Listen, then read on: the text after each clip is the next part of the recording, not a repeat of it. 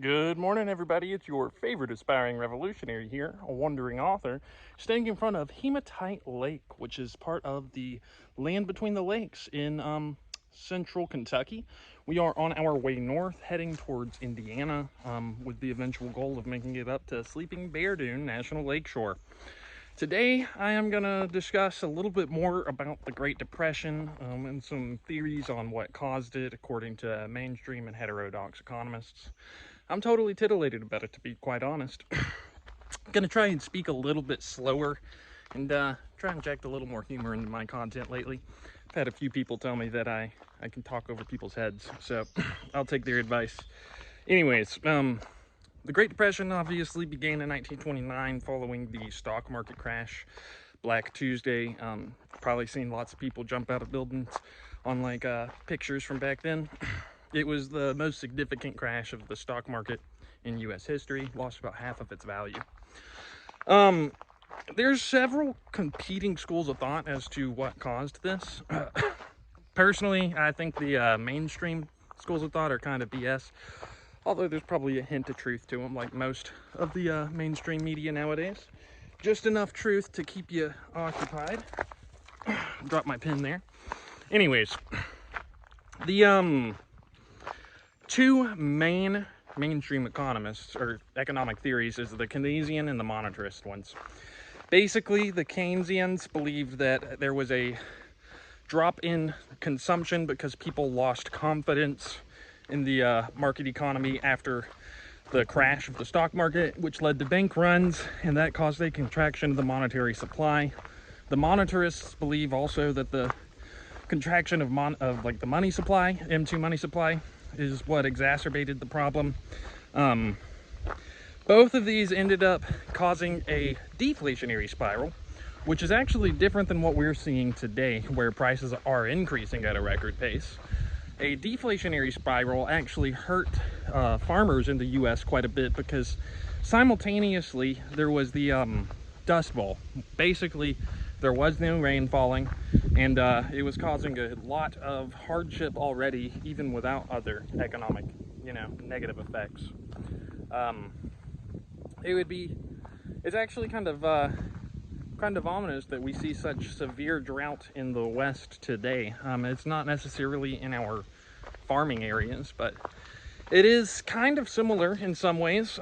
We do have some key differences between our economy today and the economy that crashed in 1929. Primarily, there was the gold standard back then, which limited the Federal Reserve's ability to expand the money supply. They could not print gold, even though nowadays they can just print as much money as they want.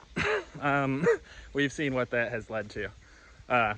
Anyways, once the deflation started to take hold, there was what's called a deflationary spiral. Basically, people saw the prices at the store that they go to every day falling, and so they decided that, to get ahead, they would hold on to their money, which had the effect of causing even less consumption, even less spending. So it'd be like if we went to the store tomorrow and all of a sudden gas was $1 and then the next day it was 75 cents.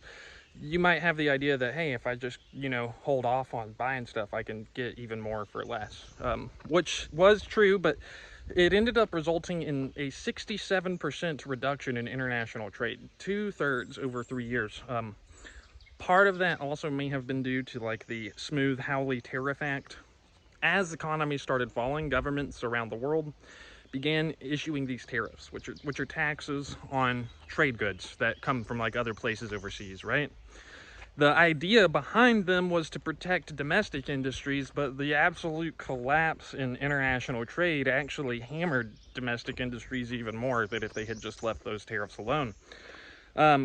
Still, two unifying themes between the mainstream economic theories is that it's the Federal Reserve's fault. It was only founded in 1913, and they believed that the Federal Reserve, even that early in its history, was already mismanaging the economy, which I think a lot of us probably can agree with even today. Now, personally, I find myself more in agreement with the heterodox theories of Milton Friedman from the Austrian School of Economics, and then two 1920s economic theorists, Waddell Catchings and William Trufant Foster.